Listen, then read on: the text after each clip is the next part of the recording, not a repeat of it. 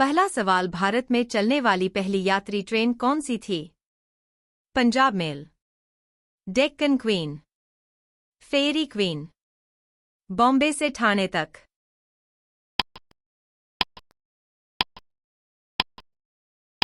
सही जवाब है बॉम्बे से ठाणे तक।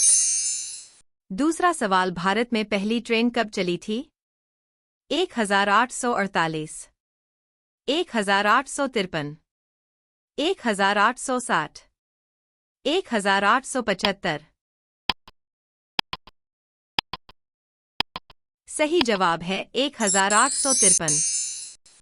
तीसरा सवाल, वर्तमान में भारत की सबसे तेज ट्रेन कौन सी है?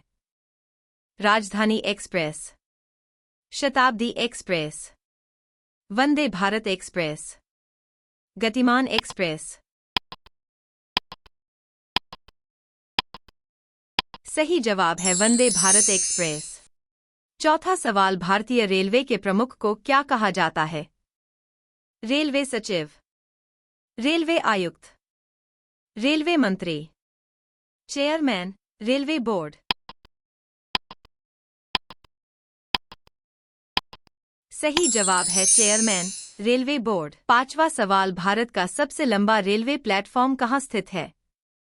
गोरखपुर, उत्तर प्रदेश, खड़गपुर, पश्चिम बंगाल, हुबल्ली, कर्नाटक, प्रयागराज, उत्तर प्रदेश। सही जवाब है हुबल्ली, कर्नाटक।